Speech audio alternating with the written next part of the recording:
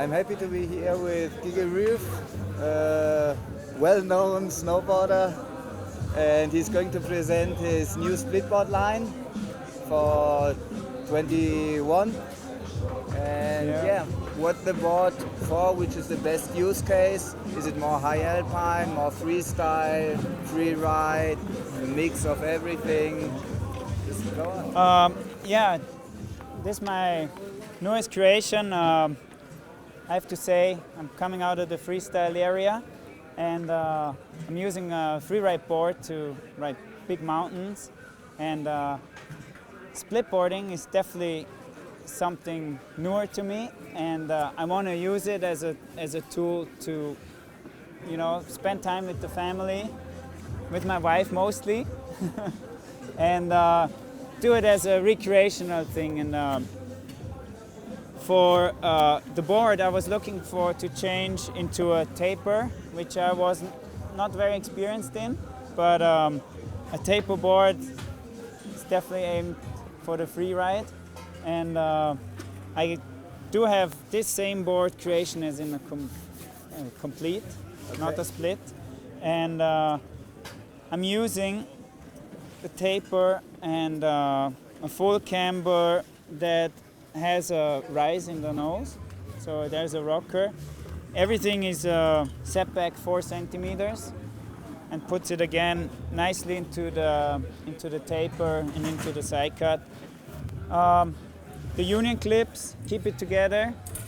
A board I also want to be able to get people to use on every day, even weekend, weekday, when they ride the resort.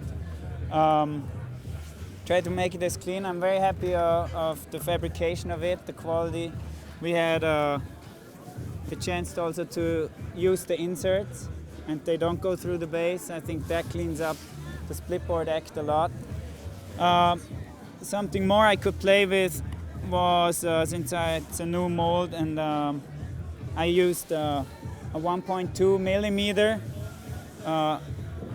radius. So it's like a yin-yang slight S curve radius through the split. Look, and when you're in the hike mode, you change the skis. And this will be the outside edge, and the thinking is to have the most grip in the skin track when you have icy traverse. Just a little more of like a bread knife. Regarding the profile, the shape, which effects does it have when you ride? I mean, from my point of view, it has pretty big tail rate. Really small tail radius. Mm-hmm. Yeah. It's a taper board. That means you definitely have to ride it a bit more on the back foot if you're carving. Mm-hmm. But in general, the lift adds into it. The rocker nose, where actually I count it as the contact point, where you initiate the turn, the carving. In powder, it floats great with the rocker nose and the long nose we have. Why should I buy a Slash splitboard and not a different brand? When you're splitboarding and you still ride the resort, that might be the first reason to invest in such a board that can open all the doors in snowboarding, mainly aimed for the powder riding, the access to the mountain, and the experience itself to be in nature, and still spend days in the resort. I have my Brainstorm Split, which is, as you can see, twin shape, directional board. Again, a setback, not as much as on the freeride board. It's more centered. It's a setback of 1.5 centimeters. And it's a more freestyle orientated version to split. And I created this to access like shorter lines, be able to do that, and still play in a freestyle way. And this board is definitely entry price point for the split segment. Okay. Yeah. And if we talk about sustainability, if you rank your board in a sustainable ranking from 1, which is absolutely not sustainable, Yeah. up to 10, where would you rank it more or less?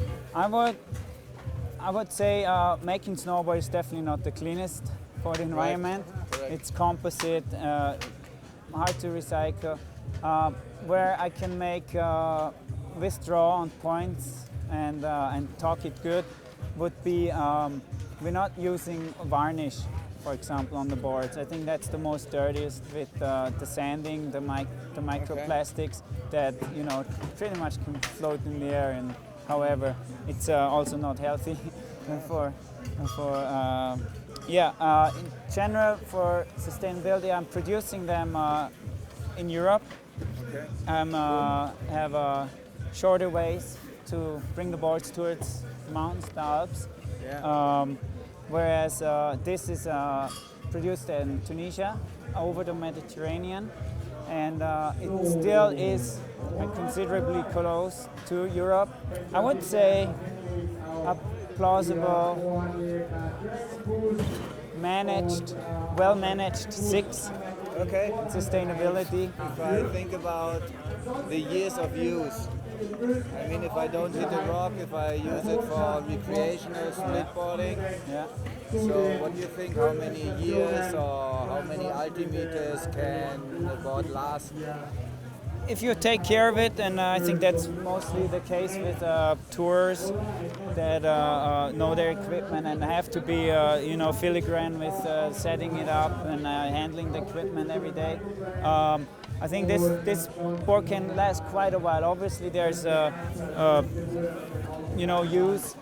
general use with it, but like I said, the fabrication is top on this board. I'm very happy. We have like tip protectors. They are laminated into the under the base, so they don't just pop off. We have a nice camphor, so the edges are not getting brittle from touching. I think if somebody rides this into 6, 7 season, you'll definitely see the wear on it. The flex will probably start wearing out as you use skis more on the inside. But it's got different tastes. For me, if it loses the flex and becomes too soft, it becomes a safety issue on the mountain. Riding, like keeping an edge on the steep. I'm not suggesting a long use once the board is through. Slash is a pretty young brand. Yeah. How do you organize the customer care? I'm doing everything 100% myself, and Okay. it is fairly new, and especially new to the splitboarding era, where I'm handling that, and So if I have one of your board, I call you and you will find a solution if something happens. Oh, for sure. Yeah, Okay. 100%. I'm very understandable of things can happen, Yeah. and if I happen to be, getting such a request, then and I would have a board as a solution. I will communicate straight up the best type of solution. I don't want anybody to miss his good days. Yeah. They are. And if I want to buy a Slash splitboard, what would you recommend? Should I go to your web shop or to a dealer? Or? No, like I said, I don't have a web shop Okay. yet, but I am definitely suggesting to go to a dealer. That's who I'm working with, and they are well knowledgeable. They get clinics about the equipment and product. They can listen to your needs, and there's a wide variation of bindings and components that can make your life easier or even your wallet lighter. When I invest like 750 or 500 euros for a splitboard, it might be good to test it first. How can I organize to test one of your boards? This board, the Brainstorm, I made a package deal with my dealers. I'm trying to get them to buy into it. It's not easy to have rental shop commit to snowboards. They have their range, and Splitboard is a niche thing for most of their customers, which are vacationers. Yeah. This board is in that package, and for this one, I'm organizing tests. I'm usually present split there. camps or something. We have the hike and ride camp where you can win one of our split boards or the Pilahöhe. Thank you very much Thank you. for your time. Yeah, thanks.